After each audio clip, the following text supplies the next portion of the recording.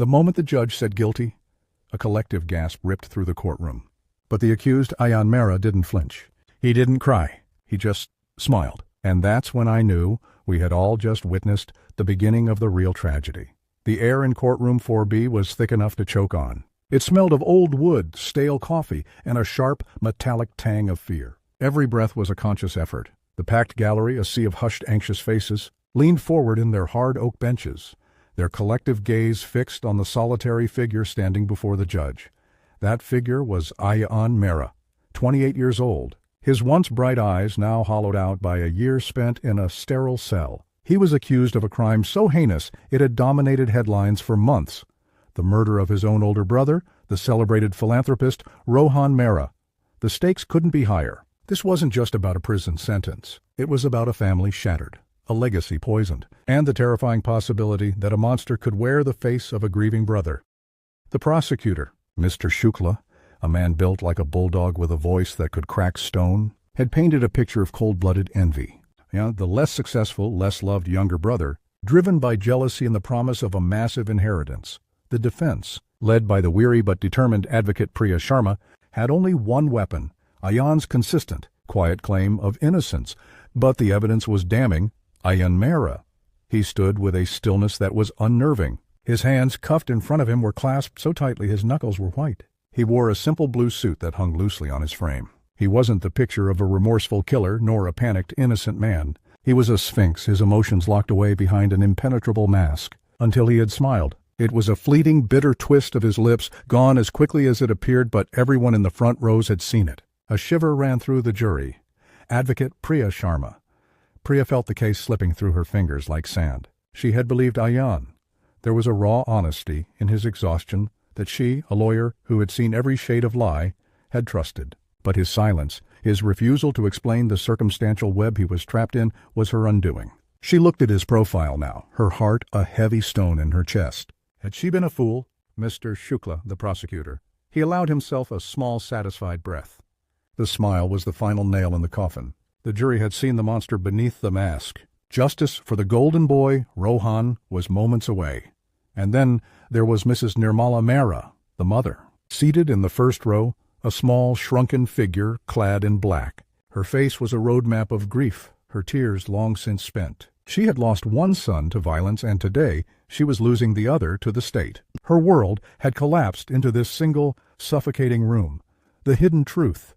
The trial had been a masterclass in mounting tension. The cross-examinations were where the true battle had been fought. Mr. Shukla had saved his most devastating blow for the final day. He called the family's longtime driver, Prakash. Mr. Prakash, Shukla boomed, striding before the witness stand. Tell the court what you saw on the night of the murder. Prakash, a nervous man, wrung his cap in his hands. I saw Ayan's side. He was running from the study. His hands, they had blood on them. A murmur erupted in the courtroom. Priya objected, but the image was seared into the jury's mind. Then came the evidence of the signed contract. Ayan stood to gain control of his brother's most lucrative business venture, a deal Rohan had been hesitant about. The motive was laid bare. But Priya, during her cross-examination, had tried to find the cracks. Prakash? She asked, her voice calm but firm. The study was dark, wasn't it? Only a single lamp was on. Yes, madam, and Ayan was running. You saw him for a second, maybe two? I suppose. Is it possible, Priya pressed, leaning in, that you saw what you expected to see? But it wasn't enough. The forensic expert testified that the murder weapon, a heavy crystal award statue, had only Ayan's fingerprints. It was his award from his own company. The case was a perfect airtight box, and Ayan was trapped inside. The breaking point and emotional twist, 70-80% mark. The judge, an elderly man with a face etched with the wrinkles of 1,000 verdicts, prepared to speak. The formalities were almost over. The gallery held its breath. Mrs. Mera let out a soft, broken whimper. It was that sound, that tiny, helpless sound from his mother that finally broke Ayan Mera. Just as the judge opened his mouth to pronounce the sentence, Ayan spoke for the first time since he had taken the stand in his own defense. A decision that had proven disastrous. Wait! His voice was rough from disuse, but it cut through the tense silence like a blade. Every head snapped towards him. Priya grabbed his arm. Ayan, no, don't... He shook her off, his eyes fixed on his mother. The mask had finally crumbled, And what was beneath was not a monster but a profound, soul-crushing pain. Narrator, voice drops to a dramatic whisper. The judge paused, his gavel hovering. Mr. Shukla looked annoyed.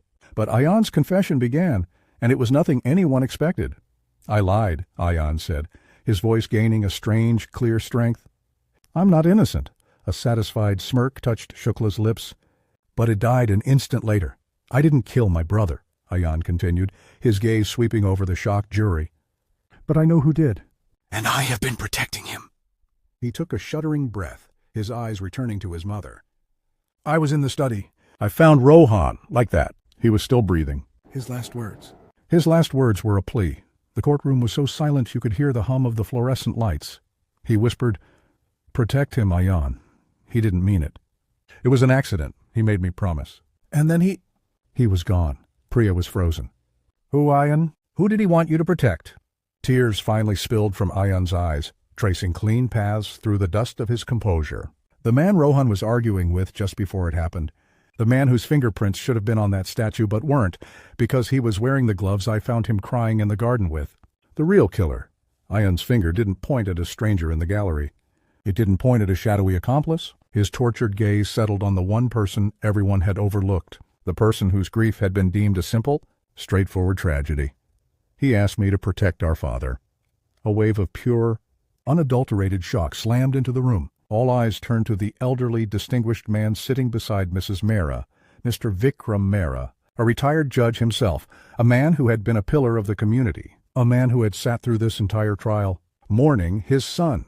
Narrator, voice filled with emotion.